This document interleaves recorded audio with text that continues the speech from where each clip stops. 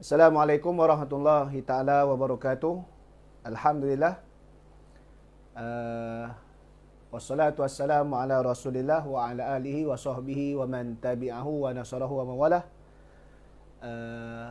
Rabbi shrah li sadri wa yassir li amri wa halul 'uqdatam min lisani yafqahu qawli. Syukur kita kehadrat Ilahi. Malam ni kita sambung lagi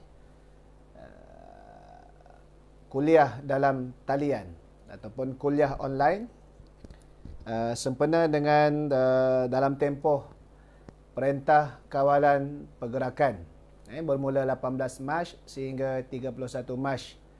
Mudah-mudahan tak dilanjutkan tempoh perintah tadi ataupun menjadi satu kawalan yang lebih ketat di peringkat yang lebih.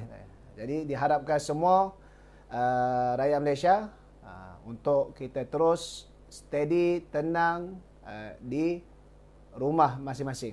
Bagi yang tak terlibat kerja di luar lah, para doktor, petugas kesihatan, itu mereka berada di barisan berhadapan dan melayan kerenah dalam nak merawat mereka yang dijangkiti atau yang disyaki.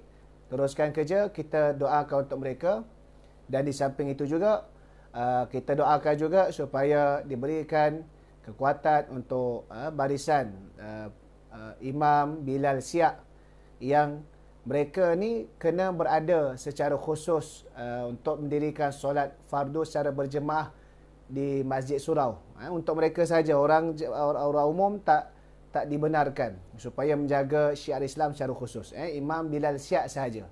Jemaah lain semayang di rumah kerana kita dalam keadaan yang memerlukan kawalan supaya tak berlakunya himpunan yang lebih memudahkan dari sudut penularan wabak COVID-19 tersebut. Jadi mudah-mudahan setiap kita yang berada di posisi masing-masing melaksanakan tugas masing-masing, membantu tugas. Di samping kita, walau di mana kita berada, kita mohon kepada Allah Subhanahu Wa Taala supaya dipermudahkan urusan, dihilangkan wabak ini dengan segera mudah-mudahan. Okey, Syazwan Hamzah, Shah Alam clear, moga lain cun. InsyaAllah semalam masalah sikit terputus. Jadi insyaAllah kita sambung untuk kuliah dalam talian online. Kita menggunakan kitab yang ni, 30 wasiat Al-Imam Asy-Syafi'i. Dia sebab dia swafoto kan dia ni, jadi dia nampak terbalik. 30 wasiat Al-Imam Asy-Syafi'i. Kita bincang pada malam ni dua lagi wasiat yang kelima dan yang keenam. Syazwan Hamzah, jangan lupa nanti tolong catat macam semalam. Imran, banyak clear Allah. Akrab Ikrami pun bagi clear. Banyak seganlah pula ramai tengok. Kalau tak ada tengok tak apa juga kan. Tapi tak apa, kita balun je. Kita balun. Yang mana untuk yang wasiat yang kelima dan yang keenam malam ni, iaitulah wasiat yang kelima menziarahi orang sakit. Wasiat yang keenam adalah hindari perasaan marah. Okey, dua wasiat malam ni daripada Al-Imam Asy-Syafi'i, mudah-mudahan kita dapat beramal dan mengambil pengajaran daripadanya. Baik. Wasiat yang kelima iaitulah menziarahi orang sakit. Kata Al-Imam Asy-Syafi'i rahimahullah ta'ala, apabila seseorang antara kaum kerabat ataupun jiran dan saudara kamu sakit, ringankan langkah bagi menziarahinya kerana ia disaksikan oleh malaikat dan dicintai oleh Allah Subhanahu wa ta'ala. Jadi, ziarah orang sakit ni adalah satu ibadah di dalam Islam. Bahkan dia merupakan hakul muslim alal muslim, hak tanggungjawab orang Islam ke atas saudaranya yang lain. Sebab apa? Sebab satu, atas dasar kemanusiaan. Yang kedua, atas dasar saudara seakidah kita. Kalau yang sakit itu juga adalah sebagai seorang yang Muslim. Apatah lagi kalau melibatkan ada hubungan yang rapat. Kaum kerabat ataupun jiran handai, jiran sahabat handai, jiran tetangga ataupun sahabat handai. Tapi yang ni, kalau yang melibatkan penyakit yang macam sekarang ni, yang wabak menular, itu kita kena ikut disiplin pihak hospital dari sudut tak boleh ziarah ke, jaga jarak ke, sebab kalau melibatkan penyakit-penyakit yang bersifat wabak yang boleh menular, supaya nak mengelakkan mudarat yang berlaku susulan daripada itu. Jadi dalam kes yang biasa, sakit yang tidak ada apa-apa pencegahan atau batasan nak ziarah, kita ziarah. Sebab itu kadang-kala jangan kita jadikan contoh, kita ni tak nak menziarahi orang, masyarakat kita, jiran kita. Sebab apa kata? Saya bukan YB. Saya tak naklah ziarah ramai-ramai, nanti orang kata saya nak jadi calon lah sebagainya. Masalahnya, ziarah ni bukan kerja YB. Ziarah ni bukan kerja politik. Ziarah ni kerja Islam. Sama ada YB ke tak YB ke, dia jadi calon ke tak jadi calon ke, kita beriman dengan setiap amalan baik dapat pahala. Tak gitu. Jangan pula waktu nak jadi calon je baru ziarah. Waktu tak jadi calon tak ziarah. Jangan pula bila kita tengok orang tu rajin ziarah, kita pergi tomah dia fitnah. Nak jadi calon lah tu. Tak. Kerja ziarah ni, otak kita ni, biar letak Islam tu lebih luas daripada kerja-kerja yang bersifat malej politik semata-mata. Islam tu yang tinggi sekali. Dan berbetulan sebab kalau orang tu YB, maka tanggungjawablah sebab dia sebagai pemimpin atau wakil rakyat tempat tadi. Tapi kita ni kena letakkan bahawasanya memang kerja Islam, kerja dakwah, kerana dengan kita ziarahi orang tadi itu secara tak langsung, kita membina hubungan dengan dia, silaturahim.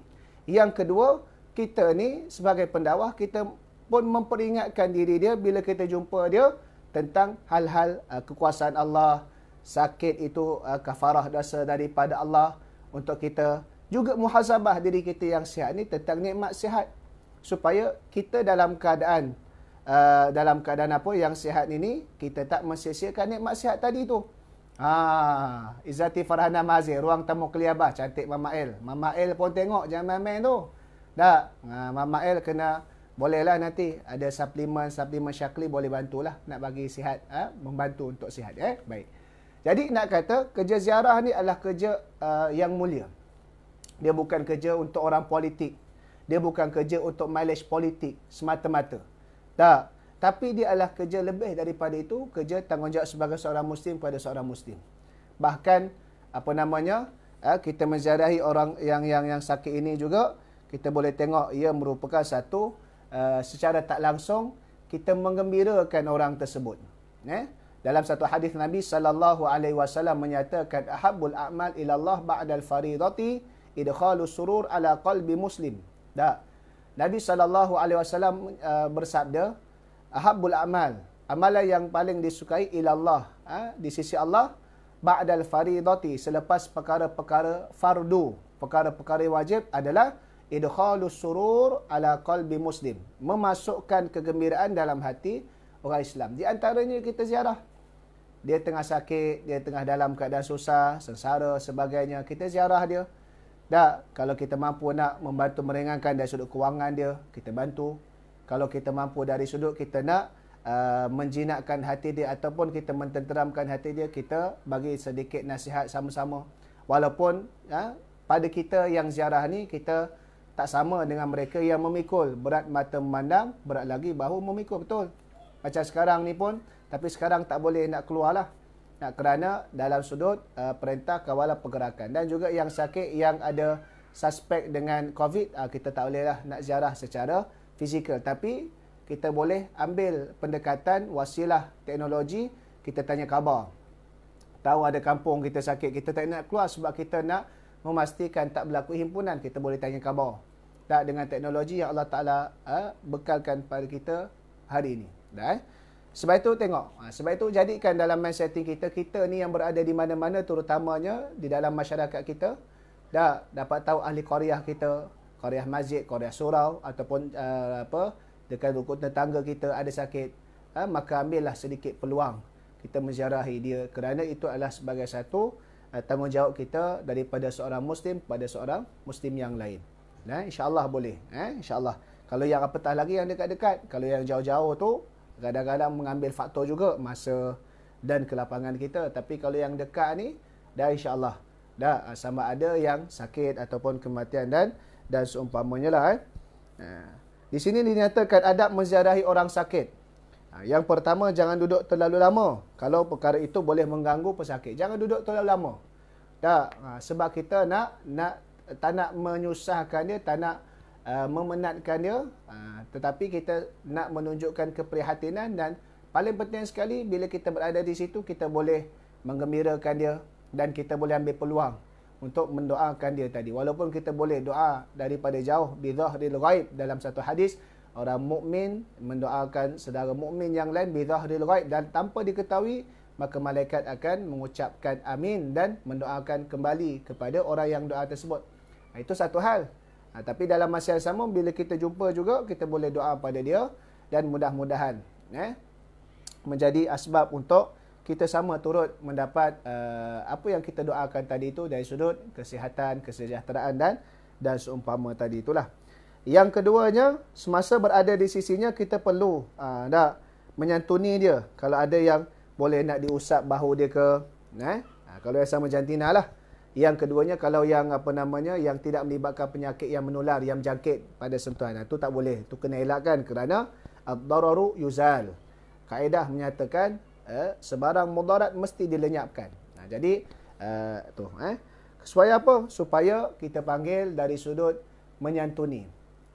Kita panggil dari sudut hubungan kita, orang ni dia dari sudut personal touch dia, sentuhan peribadi tadi tu kadang-kala memberikan kesan menenangkan. Macam budak-budak. Kalau kita tengok budak-budak kan, kadang-kadang budak-budak ialah umur dalam 5-6 tahun. Siapa yang ada anak kecil? Ada anak kecil belaka ni yang tengok ni, banyak ni kan. Banyak umur anak-anak kecil 2, 3, 4, 5, 6 tahun. Dia main, lepas tu dia datang kita nangis-nangis, ngadu pada kita. Kenapa ni akak, abang nangis? Dia kata abang jatuh lompat. Kita pun mana sakit. Dia tunjuklah kat lutut dia. Kita pun pegang lutut dia. Auzubillahi minasyaitonirrajim. Bismillahirrahmanirrahim. Keluarlah kau. Buatlah apa-apa pun, jampi serapah sebagainya. Dia pun sihat je. Kerana satu lagi dari sudut sakit tadi tu, dia juga boleh diringankan dengan kita merawat emosi ataupun sentuhan perasaan tadi secara tak langsung. Sebab itu kalau orang sakit, apa yang diminta oleh doktor kepada ahli keluarga dan kawan dia atau teman dia, selalu bagi motivasi. Dan memang kita dalam hidup kita kena sentiasa mengharapkan rahmat Allah, kena sentiasa mengharapkan bantuan daripada Allah. Jangan putus asa. Tak putus asa bermaksud itu adalah sifat orang yang tak sempurna iman dia. Bahkan disebutkan sebagai orang yang sesat dalam Al-Quranil Karim. Kerana apa? Kerana dia tak yakin Allah Ta'ala boleh mendatangkan suatu keajaiban. Bahkan Allah Ta'ala tu maha berkuasa. Sebab itu kita mohon. Dalam masa yang sama, kita pasrah ataupun kita redalah. Yang ketiga, adab dalam ziarah orang sakit, kita doakan orang tadi itu supaya cepat sembuh. Sekiranya dia orang sakit tadi itu dalam keadaan sakit yang ada keberangkalian ataupun kemungkinan pada ilmu perubatan manusia itu dia boleh sembuh. Tapi kalau dia sudah nazak, kalau dia sudah tidak ada harapan sembuh dari sudut kajian perubatannya, memang dah ke arah sakit yang terlampau ketika itu, maka doa kita adalah supaya Allah Ta'ala mentakdirkan yang terbaik untuk diri dia dan dipermudahkan urusan dia. Tapi kalau orang tu sakit selesema sikit je pun, tak batuk sikit je pun, kita pun jangan kita kata ya Allah, jika sembuh tu baik untuk dia, sembuhkanlah dia. Kalau jika elok dia matikanlah dia dalam keadaan baik. Jangan macam tu. Kerana apa? Kerana possibility ke arah sihat tadi itu ada. Maka ruang dalam kita nak panggil syifa'uhu adalah harapan untuk dia sembuh tadi itu ada, maka kita doakan. Itu antaranya lah, kita doakanlah. Tak boleh doa bahasa Arab, doa bahasa Melayu. Tak tahu doa yang warid lafaz daripada Nabi SAW, kita doa yang atas lafaz kita, yang mana isi hati kita. Tapi kalau boleh, kita ambillah juga yang ada warid lafaz daripada Nabi SAW, kemudian barulah kita select daripada doa-doa lafaz kita sebagai jalan. Macam sekarang ni lah, banyak doa-doa yang diajarkan tentang nak elak daripada musibah, mudarat dan sebagainya. Maka ini perkara yang baik. Selain daripada kita berusaha secara ikhtiar manusia itu untuk kita laksanakan. Yang keempatnya di antara adab menziarahi orang sakit ni adalah kita doa kita doakan dia, dalam masa yang sama kita juga motivasi dia, ceritakan berkenaan dengan sakit. Contoh kalau orang tu lemah semangat, kita pun cerita para Nabi terdahulu pun diuji oleh Allah. Ada seorang Nabi namanya Nabi Ayub AS, diuji oleh Allah, sakitnya lebih teruk daripada yang sedang kita hadapi. Sakitnya lebih lama, berpanjangan. Maka kita doa tadi tu sebagai satu bentuk motivasi kepada dia, supaya dia tidak rasa putus asa dan tidak rasa prasangka terhadap ketentuan Allah pada dia. Motivasi. Tapi janganlah sangat melampau sangat. Jangan pula kita ambil kesempatan, mentang-mentanglah kita ni ada penjual sesuatu minuman kesihatan ataupun produk kesihatan sebagainya, kita pun kata ke dia, ni minum produk ni, minum 3 teguk boleh melompat terus. Jangan macam tu, melampau sangat tak boleh. Ambil kesempatan pun tak boleh. Tapi kita, kalau benda tadi tu memang ada kaitan yang baik, maka tidak ada salah. Tetapi janganlah sampai kita nak paksa dia, jangan sampai cerita yang kita nak sangat overclaim dalam perkara tersebut. Kerana apa? Kerana basicnya adalah semua sakit dan sihat itu datang daripada Allah. Dalam masa yang sama wajib untuk kita nak usaha tadi tu. Jangan melampau sangat kita kata ni makan pil ni lepas 5 jam terus kita boleh melompat. Padahal orang tu nak bangkit daripada baring tu pun tak berapa larat, tiba-tiba lepas 5 jam boleh lompat, boleh buat maraton sebagainya. Itu terlampau overclaim, tak boleh. Sebab itu juga di antara adab menziarah pesakit yang kelima dinyatakan, berikan nasihat-nasihat yang baik. Berikan nasihat-nasihat yang baik sekadarlah. Jangan kita terlampau sangat seolah-olah nak menafikan kesedihan ataupun kesakitan dia, nak menafikan terus, tak boleh. Sebab memang fitrah manusia dia ada perasaan sakit apabila dalam keadaan sakit. Dia dalam keadaan sedih. Nabi SAW pun dalam keadaan sakit, Nabi mengadu pada Allah. Dalam keadaan sedih, kematian Sayyidatina Khadijah bintu Khuwailid, Nabi pun menangis. Jangan sampai kita beri nasihat tadi tu over sangat, macam tahap yang kita ziarah ni adalah bukan manusia tapi malaikat. Jangan sedih, jangan nangis sebagainya. Tak. Kita kata sabar, ketentuan daripada Allah. Ada hikmah dia. Tak, manalah tahu kan Allah Ta'ala nak beri lebih baik daripada ni untuk kita. Cuba kita sabar kan. Jadi nasihat-nasihat yang baik, kalam al-kalimatu at-tayyibatu sadaqah. Kalam-kalam, perkataan-perkataan yang elok-elok, yang tak bercanggah dengan syariat, yang memberikan rangsangan motivasi untuk mendekatkan diri pada Allah, maka itu adalah juga termasuk dalam hadis yang Nabi SAW kata, al-kalimatu at-tayyibatu sadaqah. Macam kita sekarang ni lah. Ada sahabat-sahabat kita yang bekerja disebut sebagai frontliner dalam COVID ni, para doktor sebagainya. Kita bagi kata-kata semangat kepada dia, doakan dia. Tak sama ada mereka yang terlibat dalam pemeriksaan ataupun yang terlibat dalam melibatkan data-data dan sebagainya. Kita doakan dia, ucapkan terima kasih. Dan sebagaimana tadi jugalah kita doakan juga kepada Imam Bilal Siap yang secara khusus yang menjaga syiar agama Allah SWT di masjid di surau, yang mana mereka kena menjaga. Adapun kita yang berada di rumah, kita buat tugasan kita. Ataupun pada sektor-sektor yang mana masih lagi dipanggil sebagai sektor pekerjaan yang kritikal, yang diteruskan sebagaimana yang disebutkan oleh Yang Mak Berhormat Perdana Menteri, beberapa sektor ataupun pekerjaan yang diteruskan. Tapi dalam masa yang sama kita jaga kesihatan. Jadi bagi kata-kata yang baik. Bagi kata-kata yang baik. Putatan clear. Putatan ni mana? Putatan ni Sabah. Sabah. Khairul Putra Aiman ni orang Sabah rupanya. Okey, baru tahu. Ingat Sabah ni macam mana Syazwan? Projek kita ke Sabah tak jadi lagi ni.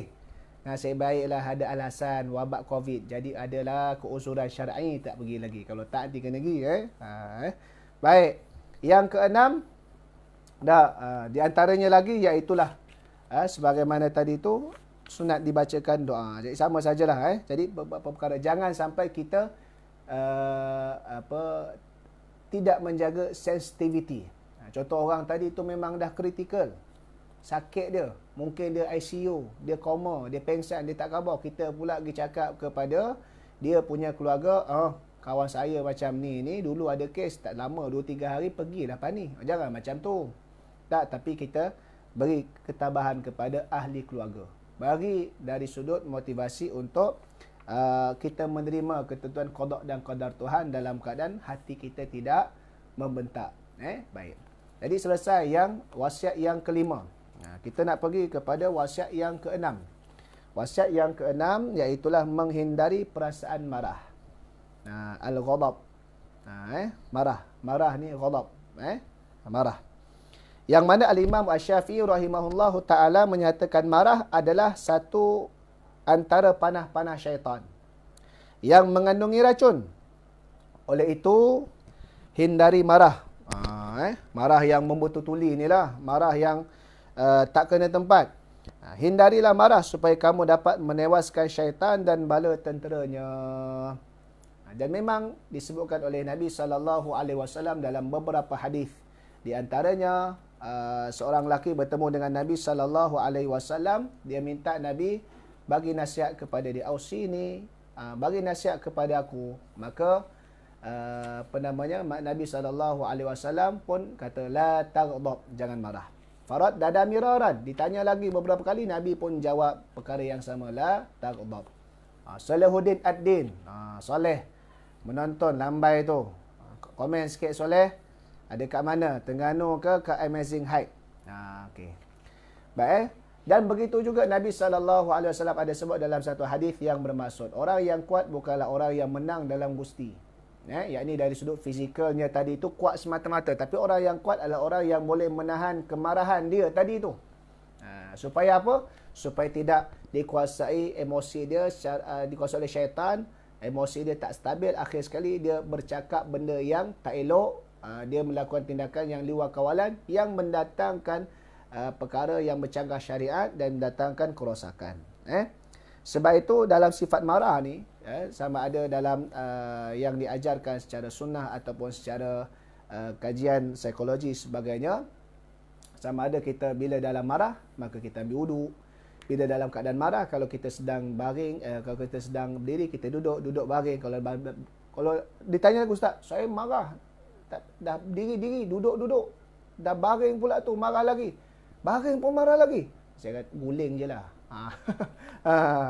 Ada orang ni jenis yang penting jangan difokuskan sesuatu isu tadi. Kadang-kadang berlaku sifat marah ni kerana apa? Kerana kita ni sendiri hati kita ada masalah.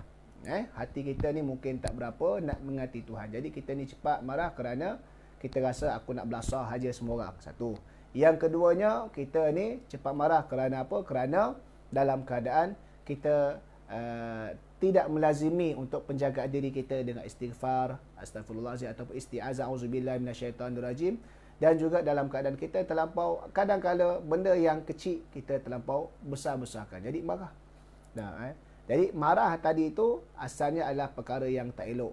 Kerana apa? Kerana dia akan dikuasai oleh syaitan dan pengikut-pengikut dia akhir sekali menyebabkan umat Islam tadi itu boleh melakukan perkara yang merosakkan, perkara yang mendatangkan kebinasaan, hasil daripada tindakan yang di luar kawalan, emosi yang tidak stabil. Tapi dalam masa yang sama, umat Islam juga perlu ada sifat marah. Marah pada yang macam mana? Marah apabila adanya musuh-musuh Islam, hina Islam, memerangi Islam. Sifat marah tu ada. Tak marah kerana apa? Marah kerana mempertahankan agama Allah. Marah kerana sayang kepada junjungan mulia baginda sallallahu alaihi wasallam. Sifat marah tadi itu kerana tak redha. Tak redha terhadap serangan jahat daripada orang jahat tadi. Yang kedua, marah tadi sebab apa? Sebab kita nak mempertahankan benda yang kita kasih, benda yang kita sayang tadi. Tapi bukan dengan tindakan kita di luar kawalan yang tak stabil lah. Tapi tetap kena ada perasaan marah. Bahkan Al-Imam Asy-Syafi'i juga sebut dalam kalam dia yang lain, manistughdiba walam yaghdab fahuwa himar. Siapa yang sepatutnya kena marah tapi dia tak marah, maka dia ni macam keldai. Kerana apa? Al-Imam Asy-Syafi'i di akhir hayat dia duduk kat Mesir. Kalau kita pergi Mesir tengok keldai tu, dia dipaksa oleh tuan dia bawa muatan yang lebih daripada kadar berat yang timbangan sepatutnya kalau ikut pada saiz badan dia. Tapi dipaksa oleh orang Arab ni lah, yang kalau sahabat Mesir tu kadang-kadang bikiak dan dia nak kutip barang-barangan yang tak terpakai dah, sampah yang tak terpakai yang boleh di nak ni lah.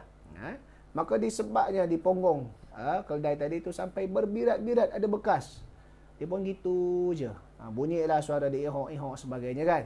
Jadi nak menunjukkan sepatutnya itu bukan hak dia kerana dia terpaksa buat bebanan yang lebih. Tapi punya sabar dia tadi tak tahu sabar tak kena tempat lah. Tapi sesuailah dia sebagai haiwan.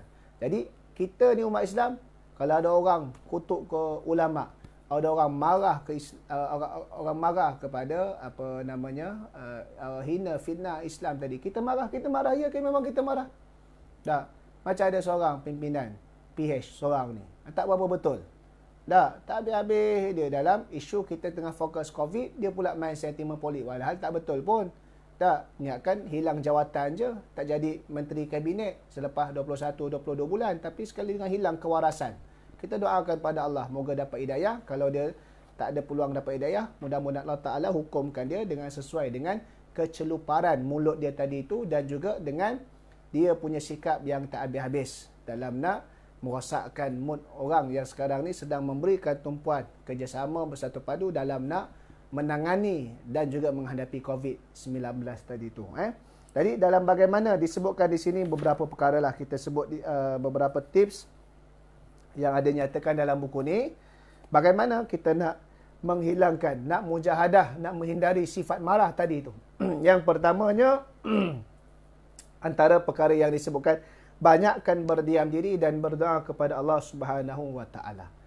Banyakkan diam diri. Kita marah, jangan kita terus nak cakap, fikir dulu. Cakap kita ni mendatangkan manfaat kepada Islam, ummah ke tidak, ataupun cakap kita tadi tu hanya memuaskan keinginan kita tetapi tidak memberi faedah kepada umat. Ataupun penulisan kita. Kita marah, kita geram, kita tulis apa saja sebagainya. Adakah tulisan kita tadi itu mendatangkan pahala di sisi Allah, ataupun hanya menambahkan lagi dosa kita yang telah sekian ada, yang telah sedia ada ni?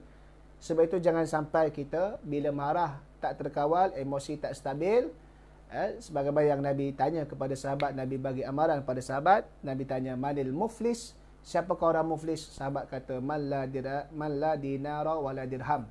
Orang yang tak ada dinar, tak ada dirham. Bukan. Nabi kata orang muflis ni macam mana? Di akhirat dia datang dengan gedung pahala yang banyak.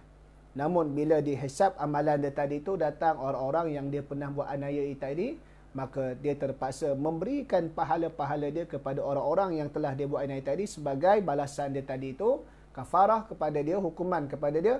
Dan tak cukup, dah habis pahala dia tadi tu, ada lagi orang yang datang menuntut hak ke atas dia tadi kerana perkara-perkara yang dianiayai, kezaliman, antara sebabnya mungkin faktor marah yang melampaui batas sebagainya, menyebabkan akhir sekali dalam pahala dia, gedung pahala dia habis. Dia pula terpaksa memikul bebanan dosa-dosa orang lain kerana dia tak boleh nak bagi pahala yang telah habis. Sebab itulah dalam apa-apa tindakan kita, pastikan kita berdiam. Tak salah kita undur langkah, undur ke belakang selangkah, kerana itu yang disebutkan mengalah bukan bermaksud kalah, tapi kita mengambil take time, kita mengambil masa sebelum kita buat tindakan, tulisan kita, percakapan kita, tindakan kita tadi tu, jangan sampai kita melakukan suatu perkara yang mendatangkan dosa di sisi Allah Subhanahu Wa Taala juga. Dan juga disebutkan di sini adalah banyakkan membaca ta'awuz, a'udzubillahi minasyaitonirrajim, kerana sifat marah ni sifat daripada api. Api ni daripada ciptaan, diciptakan kepada iblis syaitan. Jadi ada yang sebutkan boleh mengambil uduk, boleh. Kalau payah sangat ambil uduk pun tak hilang lagi, rendam dalam kolam terus, biar hilang sifat marah tadi tu. Ikutlah apa saja. Ada kawan tu dia marah makan, asal marah makan, asal marah makan. Tengok badan dah naik. Asal marah makan. Ada yang dibuat bagaimana kita nak marah, kita kena banyakkan fikir benda yang mengembirakan. Kita lari fokus dan cari benda yang lebih mengembirakan tadi itu. Ikutlah apa-apa saja, buat aktiviti yang lain supaya kita tak terfokus. Kadang-kadang benda yang kecil jadi isu. Di antaranya lah tadi itu. Baik. Ada juga yang kata antara cadangan dia tidur. Mudah-mudahan dengan kita tidur, kita relax sebagainya, maka akhir sekali kita bangkit dalam keadaan yang dengan buku yang baru. Tapi kadang-kadang ada juga orang yang bila tidur dalam keadaan marah tidur dia tidak tenang, tidur dia tidak dalam keadaan yang aman, nyaman, dia bangkit semula dalam keadaan tetap lagi dia membawa sifat yang marah tadi itulah. Dan dalam masa yang sama kita juga bagaimana nak mengawal sifat marah tadi, kena ada sahabat yang kita beri kepercayaan pada dia, kita memberikan satu pengharapan pada dia, dia boleh menasihati kita, dan kita jangan ego dan kita jangan sombong. Sebab apa? Sebab daripada kawan yang baik tadi itu, mudah-mudahan kita mendapat tempias yang baik. Jadi kita berkawan dengan orang yang Nabi sebut perumpamaan berkawan dengan orang minyak wangi, sekalipun kita tak mampu menjual minyak wangi, tapi kita mendapat tempias wangi hasil daripada apa yang dijual tadi itu. Jadi insya-Allah dua wasiat daripada Al-Imam Syafi'i secara ringkasnya. Yang pertama, menziarahi orang sakit. Ziarahlah orang sakit, ambil peluang keberkatan daripada Allah Subhanahu Wa Taala, dan ia merupakan peluang untuk kita juga menginsafi diri kita, muhasabah nikmat yang sihat yang ada pada diri kita ini sebelum Allah Taala tarik. Kerana Nabi sallallahu alaihi wasallam sebut apa, kata apa? Ni'matani maghbunun fiha katsirun minan nas. Dua nikmat yang selalu manusia ni sia-siakan atau dikalahkan dengan nikmat tadi itu, yakni jadi sia-sia, tak bermanfaat. Apa benda? As-sihhatu wal fagharu, iaitu nikmat sihat dan nikmat waktu lapar. Jadi kita ziarah orang sakit ni, kita juga bermuhasabah dengan nikmat sihat yang ada pada diri kita. Mudah-mudahan kita memanfaatkan kesihatan kita, hidup kita yang masih ada ini untuk kita buat kerja-kerja baik, kerja-kerja Islam dan seumpama. Ingat, ziarah bukan kerja politik, bukan kerja mileage politik, tapi kerja umat Islam. Tak kisahlah apa status kita, maka kalau ada sakit, orang sakit berdekatan kita yang ada hubungan kita, atau secara umum umat Islam sekalipun, maka ambillah peluang untuk kita melunaskan tanggungjawab hakul muslim adal muslim, tanggungjawab seorang muslim pada seorang muslim yang lain. Dan yang wasiat Al-Imam Syafi'i rahimahullah ta'ala yang keenam, hindari sifat marah. Marah yang menghilangkan emosi, menyebabkan emosi tak stabil, yang menyebabkan tindakan di luar kawalan sehingga mengakibatkan kerosakan, kemudaratan dan melanggar syariat, itu yang tak nak. Tapi kalau orang musuh-musuh Islam, hina Nabi, hina Rasulullah SAW, hina ulama sebagainya, kena ada sifat marah. Tanda kita tak reda terhadap serangan jahat tadi itu, dan tanda kita mempertahankan apa benda yang kita sayang tadi yang disuruh oleh syarak. Jadi sekadar itu sajalah insya-Allah. Jadi mudah-mudahan Allah Taala memberkati dan kita teruskan kita menjadi ejen menyebarkan maklumat informasi tentang isu-isu semasa COVID-19 ini supaya tempoh perintah kawalan pergerakan ini tidak dilanjutkan ataupun tidak menjadi lebih kritikal daripada ni. Kerana selalu saya pesan, kalau orang yang tanya saya, yang telefon sebagai WhatsApp sebagainya, selalu saya pesan supaya apa? Supaya biarlah dalam tempoh ini menunjukkan hasil yang positif yang mengikut capaian yang diletak. Nanti kita akan dapat berhimpun semula dalam bulan Ramadan, sambut Ramadan, ibadah Ramadan dalam keadaan kita boleh berhimpun secara beramai-ramai. Jadi sekadar itu saja, apa yang baik itu datang daripada Allah Subhanahu Wa Taala, yang silap yang kurang datang daripada kelemahan diri saya sendiri. Insya-Allah jangan lupa subscribe YouTube Zuhaili Saiman. Kat situ ada kuliah dalam talian, kuliah online, dah 3 hari, wasiat 1 2 3 4 dan sampai hari inilah 5 6, dan juga kita ada edisi rakaman tiap-tiap hari. Yang ni sebelum malam, sama ada tengah hari ke, petang ke, atau sebelum maghrib ke, ada. Iaitulah tazkirah siri khas. Yang tu kita bincang khusus bab COVID. Macam hari ni, pagi tadi sebelum Jumaat, kita bincang bab Jumaat tak ada, nak buat apa? Ataupun juga kita dibincang semalamnya, stay at home. Kalau tak ikut berdosa ke, kita tidak pakai kitab, kita berkaitan dengan COVID. Okay, terima kasih semua Ustaz Rashidi. Oh, mantap, Ustaz Rashidi pun ada. Jadi mudah-mudahan Allah Ta'ala memberkati. Jadi sebagaimana biasa kita doa sikit sebelum kita akhiri. A'udzubillahi minasyaitanirrajim. Bismillahirrahmanirrahim. Alhamdulillahirabbil alamin wassalatu wassalamu ala asyrafil anbiya'i wal mursalin wa ala alihi washabihi ajmain. Allahumma ighfir lana dzunubana wa liwalidina warhamhum kama rabbawna shighara jami'al muslimin wal muslimat wal mu'minina wal mu'minat al ahya'i minhum wal amwat bi rahmatika ya arhamar rahimin. Bismillahilladzi la yadurru ma'asmi syai'un fil ardi wala fis sama' wa huwas samiul alim. Allahumma inna nas'aluka as-sihha wal afiyah was salama fid dunya wal akhirah. fallahu khairun hafidha wa huwa khairul hafidin. Allahumma kshif annal bala wal waba ma la yakshifu anhu ولا يكشف عنه غير أحد غيرك. اللهم ادفع عنا من كل بلاء ووباء وفتن وشر في الدنيا والآخرة. وصلى الله على سيدنا محمد وعلى آله وصحبه وبارك وسلم والحمد لله رب العالمين. السلام عليكم ورحمة الله تعالى وبركاته.